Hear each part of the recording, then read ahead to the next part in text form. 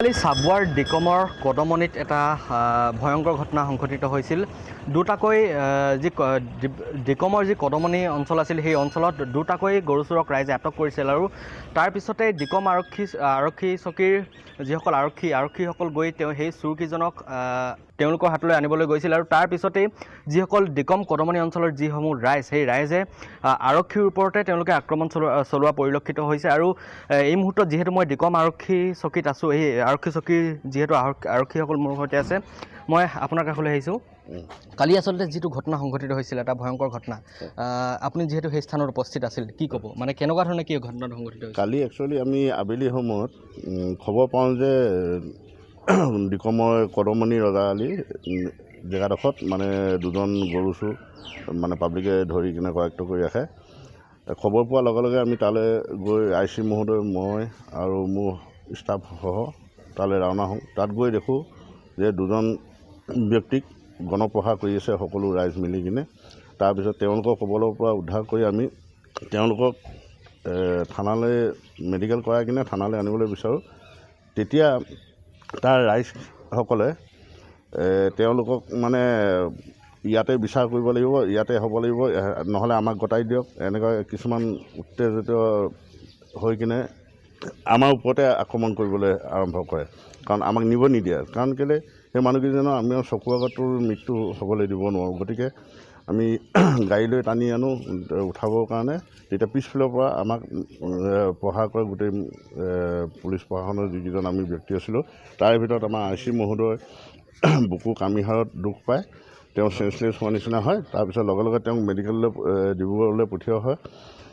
তাৰপিছত আমি যিকেইজন চোৰ তেওঁকেইজন লোকক আমি গাড়ীত উঠোৱাৰ লগে লগে পিছফালৰ পৰা শিলগুটি পাথৰ যোনে যি পাইছে মানে প্ৰহাৰ কৰিছে।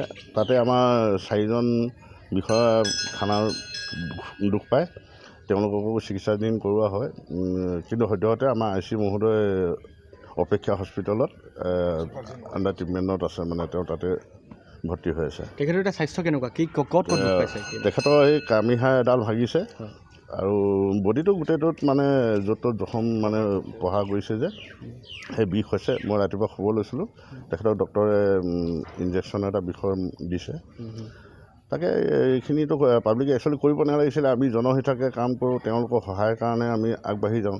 কিন্তু পাব্লিকেই যদি আমাৰ ওপৰত অত্যাচাৰ কৰে, এইটো এটা ভাল হেৰি নহয়, কাৰণ এনেকুৱা এটা হ'ব নালাগে ভৱিষ্যতে। আৰু আচলতে যিহেতু অকলে এটা দুটা নহয়, বহুকেইটা ঘটনা এনেকুৱা ধৰণৰ যি মৰেল পুলিচিঙৰ লগতে আৰু পুলিচৰ ওপৰত আক্ৰমণ চলোৱা ঘটনা কেইবাবাৰো সংঘটিত হৈছে। কিন্তু এই যিসমূহ এই ৰাইজসমূহৰ ওপৰত তেওঁলোকৰ যি সজাগতাৰ ক্ষেত্ৰত কিবা ব্যৱস্থা গ্ৰহণ কৰিবলগীয়া আছে নেকি আপোনাৰ? এইটো একচুৱেলি গাঁৱৰ VDB থাকে, গাঁওবুঢ়া থাকে। আমি তেওঁলোকৰ লগত মাহেকত এখন মিটিং কৰোঁগৈ, সেইবিলাক সজাগতাৰ বিষয় লৈ আমি আলোচনাও কৰোঁ। কিন্তু কিছুমান অবুজন মানুহ আছে, তাতে মানৱ দ্ৰব্য সেৱন কৰি মানে অলপমান উত্তেজিত হৈ কিনে মানে ৰাইজখিনি উচেতন দি কিনে এনেকুৱা কিছুমান কাম কৰে। গতিকে এইটো হ'ব নালাগে। এইটো VDB গাঁওবুঢ়া মানে বয়সস্থ মানুহ যিকেইজন আছে তেওঁলোকৰ লগত আলোচনা কৰি, আমাৰ সেইটো প্ৰত্যেক মাহতে কৰা হয়, কেতিয়াবা 6 মাহতো কৰা হয়, কেতিয়াবা মাহেকত। কিন্তু এই এনেকুৱাখিনি কিয় হৈছে মানে এইটো ক'ব পৰা নাই। মানুহৰ মানসিক চিন্তাটো কেনেকুৱা ধৰণৰ? নিশ্চয়কৈ। আৰু আপোনাৰ কালি যিহেতু ঘটনাটোৰ সন্দৰ্ভত কেইবাজন লোকক আটক কৰিছে বুলি জানিব পাৰিছোঁ, কেইজন লোকক আটক কৰিছে? এই আমি যেতিয়া নেকি তেওঁলোকক অনাৰ পিছত ৰাতিয়ে আমি খবৰ লগাওঁ কোনকেইজনে আমাৰ আৰক্ষীৰ ওপৰত মানে অত্যাচাৰ কৰিছিলে। তাৰ সংহূৰ্ত উলিয়াই আমি ৰাতিয়ে 3জনক কৰায়ত্ব কৰোঁ সোধপোছৰ কাৰণে। এতিয়া লাহোৱাল OC মহোদয়, আমি মোহনবাৰী সকলো মিলি কিনে ৰাতি অপাৰেশ্যন এটা কৰি 3জনক কৰায়ত্ব কৰা হৈছে।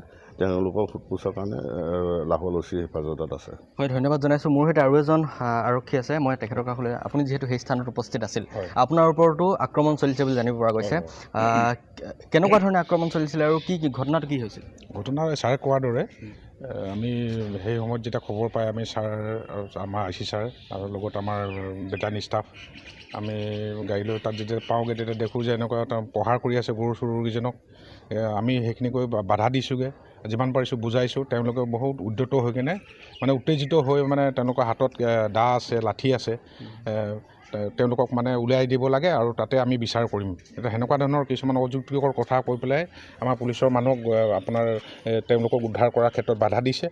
আৰু পৰাপক্ষত আমি যিমান পাৰোঁ তেওঁলোকক বুজাই আমি কণ্ট্ৰল কৰি পেলাই তেওঁলোকক উঠাবৰ কাৰণে আমি গাড়ীখন ওচৰলৈ আনি যেতিয়া উঠাবলৈ চেষ্টা কৰোঁ, তেতিয়া তেওঁলোকে আমাক গোটেই মানুহখিনি একদম উদ্যত হৈ পেলাই আমাক বাধা প্ৰদান কৰে আৰু আমাক ইফালে সিফালে তেওঁলোককো মাৰিব যাওঁতে আমাকো মাৰিছে।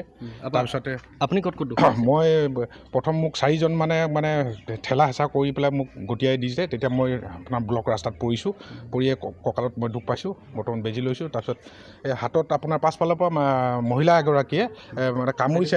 তেতিয়া মই চিঞৰ মাৰিছোঁ, এইডোখৰত দাঁত বহিছিলে মানে কাপোৰৰ হেৰি আছিলে কাৰণে ইমান হেৰি নহ'লে, কিন্তু আপোনাৰ ইয়াত দাঁতৰ হেৰি পৰিছে। তাৰপিছত মই কালি টিটিৰ বেজি লৈছোঁ। তাৰপিছত বাকী পঢ়াৰবিলাক পিঠিত পৰিছে। এতিয়া ৰাতিপুৱা অনুভৱ কৰিছোঁ যথেষ্ট বিষ হৈছে আৰু সেনেকৈ আমাৰ প্ৰতিজনেই আমাৰ হেৰি হৈছিল। বিশেষকৈ IC মহোদয়ে বেছি গুৰুতৰভাৱে পাইছে।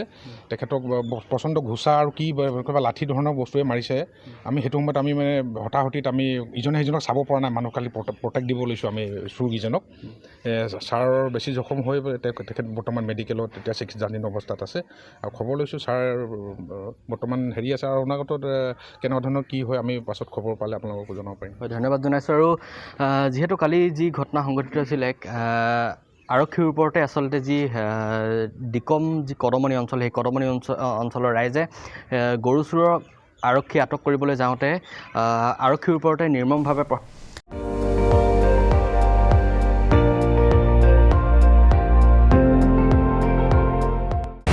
আপুনি চাই আছে ND24, সৰ্বশ্ৰেষ্ঠ নহয় সৰ্বোত্তমৰ দৌৰ।